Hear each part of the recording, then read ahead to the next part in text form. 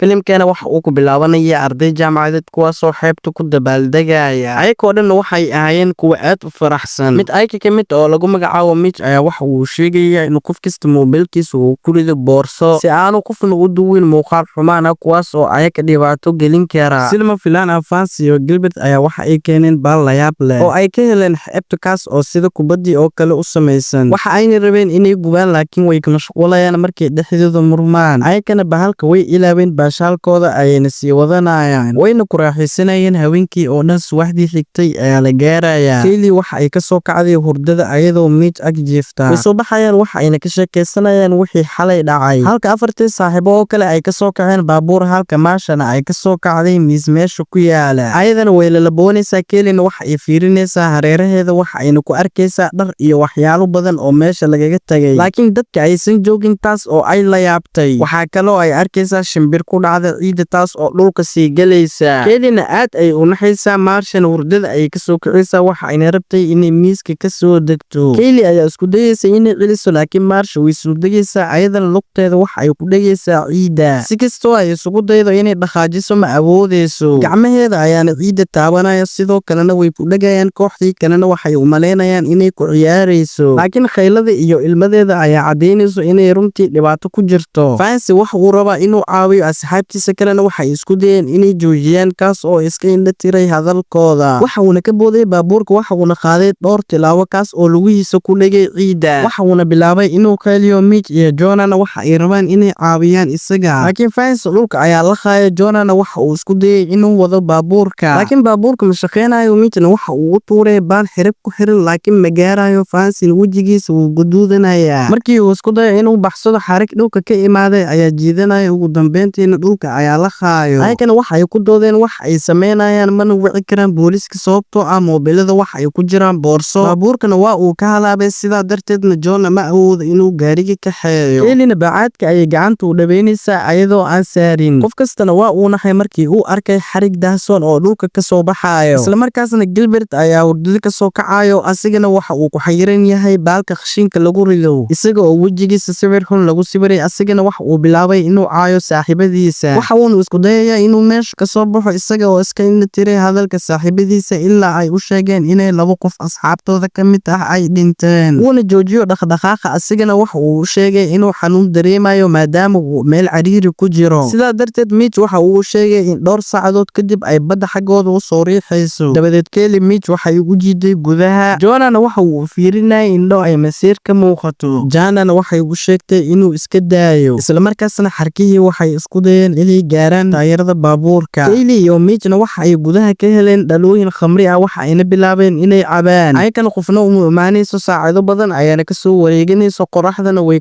kululaanaysaa kooxda baabuurka saaran shukumaan ay isku qarinayaan maadaama ay qoraxda kulushahay Kayleena Mitch waxa ay weydiisay wixii ay xalay sameeyeen Mitchna waxa uu sheegay in kaliya ay hadleen Mitchna waxa uu gudaha ka helay kareemka qoraxda Kayleena waxa ay u tuurtay kooxda baabuurka saaran waxa ayna bilaabeen inay ka hadlaan dhacdooyinkii xalay waxa ayna fahmeen in kooxda inteeda kale aanay bixin oo ay laqday ciida ayagana waxa ay bilaabeen inay ooyaan marka laga reebo Gilbert kaas oo bilaabay inuu xanaaqo maadaama qoraxda kuleelkeeda ay gubayso jirkiisa Jonahna waxa uu u tuuray kareemka qoraxda asigana waa uu dagaya isla markaasna Kaylee waxa ay aragtay kubadii xalay ay xeebta ka heleen inay qalashay sidoo kale laba u kala jabtay Ronina waxa ay garowsatay in waxas kubad ahayn oo ay tahay ukunkaas oo ka soo baxay baal dhulkana galay uuna yahay wax ay ka cunayo maadaama ay xalay dhalatay Kaylee waxa ay fahmaysaa in uu bahalka wili yar yahay waxay soo qaadatay hilib suusis oo ku jira qaboojiyaha waxa ayna ku tuurtay ciida si uu qof kasta u arko sida xarkaha u jiidanayaan dhulka dhowr xabo oo kale ayay tuureen waxa ayna rabaan inay ogaadaan ilaa inta uu gaarayo baalka laakiin xarkaha ayaa jiidanaya shimbir ayaa u soo degaysa si ay u cunto hilibka laakiin bahalka ayaa cunayo hilibkii ugu dambeeyay ayay tuurayaan laakiin bahalka ma cunayo waxa sidaas ay ku ogaanayaan inuu bahalka meeshas ku jirin oo ay ku badbaadi karaan meeshana ma aha mid aad u fog laakiin waa khatar in la gaaro ayagana waxa ay bilaabeen inay murmaan Ronina waxay u sheegtay in aanay qofna arkin taas oo la micno ah in ay meesha ay joogaan ay tahay meel aad u fog Jonahna waxa uu soo qaatay laba walxood mid ka mid ahna waxa uu ku tuuray baabuurka hortiisa bahalkana ma jiidanayo asigana waa uu ku soconaya Kayleena waxay u sheegtay in uu farihiisa ciida u dhaweynin Jonahna waa uu istaagay waxa uuna farta ku fiiqay dadkii isaga kaga khiyaamay xalay. Laakiin saaxiibadiis waxay u sheegeen in aan la joogeen xilli ay doodaan, wax ugu muhiimsan in ay tahay inay meeshan ka baxaan. Jonan hore ayuu u sii socday ilaa miiska meesha ku yaalo uu ka soo gaaray. Markii uu damo in uu fuulo bahalka uu saarnaa ayaa sanbaryaraxanaya. Asxaabtiisana waxay ogaadeen in xadhkaa dib u soo celinayaan looxa uu saaran yahay. Waxayna u sheegeen inuu dib u soo noqdo, asigana waxa uu ku adkaystay inuu naftiisa badbaadiyo. Silma filaan ah xadhkaa ayaa soo muuqday maadaama Johnny jirkiisa dhulka uu u dhow yahay. Caloosha ayayna ka qabsanayaan ilaa ugu dambeyntii uu miiska ka koro. Xadhkaana dhaawac iyo dhiigbax ayay ku reebeen. Jonana waxa uu bilaabay inuu xanuunsado asagoo maqlaaya codadka imaanaya calooshiisa. Dhowr ilbiriqsi kadibna waa uu soo gacay isagoo u sharxaya waxa uu dareemayo. Ronin waxay u sheegtay inay xarkaan sun yihiin. Jonana waxa uu bilaabay inuu dhaqaaqo si uu u soo qabto boorso miiska geeskiisa saaran. Waxa uuna ka helay xoogaa cunto ah. Silma filaal ah moos ayaa dhulka ugu dhacaya. Markii uu soo qabto waxa uu arkayaa inuu bahalka uusan la qaynin. Markii mooska ciida uu dhabeeyo xadhkaa ayaa soo muuqanayo kadibna miiska ayuu ka boodaya. Laakiin midda la yaab kale ayaa ah bahalka waxba kuma sameynaya, taas oo xaqiijinaysa in uu bahalka neceb yahay dabka. Jonana waxa uu cunayaa mooska isagoo fiirinaya dhaawacyada calooshiisa. Kellyna waxay u sheegaysaa inuu dib ugu soo noqdo miiska oo uu bacda fiiriyo. Waxa uuna ka helay xoogaa cabitaano asxaabtiisa ayuuna u tuurayaa. Markii uu tuuray gisacii ugu dambeeyay dhaawaciisa ayaa bilaabaya inuu xanuuno, taas oo keenta inuu aad u khayliyo. Isla markaasna sabuuradaha waxa ay bilaabeen inay dhaqaaqaan, taas oo la micnuha inuu bahalka ka saarayo wax kastoo ay ku dhaqaaqi karaan. Kadib xarkaha ayaa ka soo muuqday gaariga hoostiisa ayagoo isku dayaya inay dhaqaajiyaan. Gilbertna waxa uu wax ka weydiiyey taleefanada. Ronin waxa ay bilaawday inay jiido kuraasta dambe si ay u gaarto qaybta dambe, laakiin kursiga ma soo fuqayo. Iyadana waxa ay u sheegaysaa inay isku dayi doonto inay qaybta dambe furto, laakiin gaariga ayaa kulula shukumaan ayayna ku daboolaysaa. Ronin waxay u sheegtay Janda inay hooyadeed warqad ugu qortay buuggeeda xasuus qorka, waxa ayna ka codsatay inay u geyso haddii wax ay ku dhacaan. Jandana gacanta ayay ka haysay. Ronin waxa ay ku garbuuratay jirkeeda si ay qaybta dambe u gaarto. Dhanka kalena Kelly ayaka ayay fiirinaysaa. Jonana waa mid suuxsan halka Gilbert laga yaabo inuu suuxo kuleelka jiro dartiisa iyo birta oo jirkiisa qodaysa. Ronin waxay awooday inay furaha geliso qaybta dambe. Markii ay furto albaabka ayaa lugaa ka qabanayo. Waxa ayna ku sigatay inay dhacdo. Mar labaad ayayna isku dayaysaa. Kellyna waxay u sheegtay in jirkeedu uu balaaran yahay, sidaa darteedna ay tahay inay dib u tiirsato. Janda iyo Ronin waxa ay isku xireen shukumaan si ay xirib ugu dhigtaan, laakiin weli kuma filna inay qabsato. Kadib Mitch iyo Kelly waxay u keeneen bir dheer si ay u qabsato, laakiin ayadan dhib ayay ku tahay sababtoo ah gaariga ayaa rogmaya maadaama uu bahalka taayirka duleeliyey. Ronin waxa ay ku guulaysatay inay furto gaariga qaybta dambe, laakiin inta ay moobeelada soo qaadin gaari kale ayaa meesha ka soo muuqanayo. Ronin way isku naxaysaa meesha ayayna ka siibinaysaa qaybta dambe ayaana faraha kaga khirmayso. Ayadana way kheylinaysaa xanuunka hayo dartiisa. Kooxda kalena waxa ay bilaabeen inay u kheyliyaan gaariga. Gaarigana waxa uu istaagayaa miiska agtiisa, waxaana saaran askari ka tirsan ilaaliyaasha xeebta kaasoo lagu magacaabo Alex. Waxa uu sheegayaa inay xeebta xiran tahay. Ayakana waxay u sharxeen waxa dhacay, laakiin Alex waxa uu maleynayaa inay khamri badan caween, mana rumaysanayo isaga oo iska dhitiraya digniintooda. Baabuurka ayuu ka soo degayaa, laakiin waxba kuma dhicin. wax uuna fiirinayaa Jonah iyo Gilbert isaga oo xeebta ku dhex socda. xadhkahana waxay isku dayayeen inay lugihiisa qabsadaan, laakiin kabaha uu watay darteeda xadhkaha ma awoodayaan inay qabsadaan. waxa uuna ku jeesjeesayaa Gilbert cabirkiisa iyo sawirka wejigiisa ku sawiran. waxa uuna isku dayayaa inuu Gilbert meesha ka soo saaro, laakiin ma awoodayo. dabadeed Alex waxa uu eegay Ronin, laakiin weli waxa uu u maleeyaa inay ku ciyaarayaan. waxa uuna bilaabay inuu caayo maadaama ay wax sharci daro cuneen. sidaa darteed Kelly waxa ay bilowday inay ku qayliso ayadoo ku tilmaamaysa inuusan wax faa'iido lahayn. Alexna xaggooda ayuu aadaya, waxa uuna bilaabay inuu la murmo Mitch iyo Kellyna isagoo aan weli rumaysanin hadalkooda. waxa uu ugu hanjabay inuu xoog u isticmaali doono haddii ay soo degi waayaan, laakiin labadooda way diideen. asigana furaha gaariga ayaa dhulka ugu dhacayo. markii uu isku dayo inuu qabsado, gacantiisa ayaa ciidda ugu dhagayso. Kellyna waxay u sheegtay inuu isticmaalo isbareega indhaha maadaama uu kulul yahay. Alexna markii uu ku buufiyey xadhkaha way baaba'ayaan. Alexna wuu qaylinayaa maadaama ay gacantiisa qayb ka mid tahay ay go'day. bacaadka ayuuna ku dhacayaa maadaama uu bahalka jiidanayo. Kellyna way soo deganaysaa si ay isbareega indhaha u qaadato, waxa ayna iska indhitiraysaa qaylada Alex.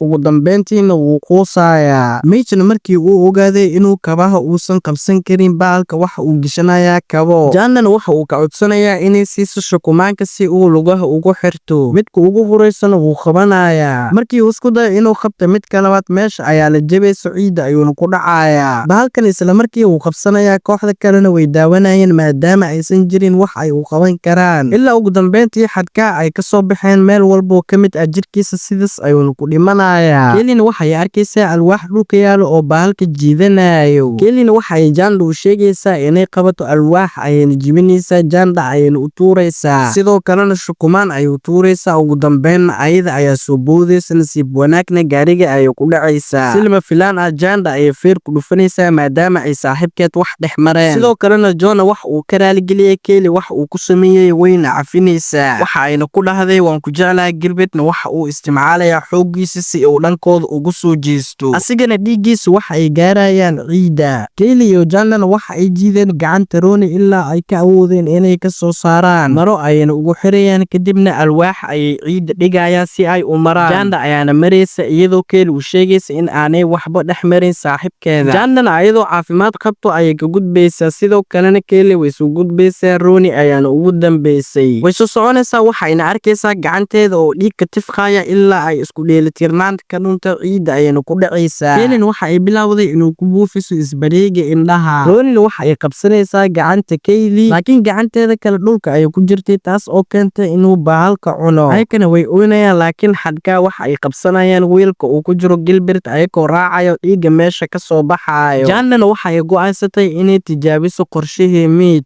iyadoo ku dabooshay lagu heeday maryo si degdeg ayayna u ordaysaa. ayadoo awooday inay karto gaariga Alex silma filaan ah Gilbert markii uu qayliyay dhiig ayaa afkiisa ka soo baxayo. bahalkana markii ugu horeysay ayuu soo muuqanayaa Gilbert ayuuna isku duubayaa dhulka ayuuna la galayaa. isla markaasna bahalka waxa uu luxayaa gaariga ay Janda saaran tahay ayadana madaxa ayuu ku dhufsanaysaa wayna suuxaysaa. dhowr saacadood ayaa kasoo wareeganaysa habeenkii ayaana la gaarayaa. Janda ayaana soo kacaysa waxayna ogaanaysaa inuu jiro doon bac oo saaran dusha ciidda ayay doonta ku tuuraysaa si ay Keli iyo Jona baabuurka u soo galaan. isla markaasna dhulka ayaa gariirayo. Kelina doonta ayay ku dhacaysaa inta aysan korin baabuurka. waxayna arkaysaa bahalka oo dhalaalayo waxa uu isku dayay inuu soo weeraro gaariga ayuuna seenta ku dhufanayaa. dabadeed Keli waxa ay fuushay dusha gaariga waxayna qabsatay gaas si ay u disho. bahalkana gaaska ayuu ka tuurayaa mid kale ayayna qabsanaysaa. ciidda ayayna ku bilbilaysaa inta uusan soo weerarin dab ayay ku shidaysaa. bahalka oo dhanna dab ayaa qabsanaya. Jandana albaabka gaariga ayay furaysaa si ay Keli u soo gasho. bahalkan waxa uu isku dayayaa inuu albaabka furo laakiin ayaga albaabka ayay celinayaan. bahalkan xadhkaa ayuu gaariga ku garaacaya laakiin taas faa'iido uma keenayso. sidaas darteedna bahalka uu baaba'aya ayagana neefta ayaa ku soo noqonayso. waxayna u maleeyaan inuu Jona dhintay wayna oynayaan. subaxdii xigtay nin ayaa arkay baabuurka daaqada ayuuna u garaacay si ay u kacaan. way soo baxayaan ciidda ayayna ku dul soconayaan ayagoo aan waxba ku dhicin. taas oo la micnooha in uu bahalka meesha ka baxay. ayagana gurigooda ayay soo aadayaan halka bahalka uu ku dabaalanayo biyaha si uu u gaaro xeeb kale.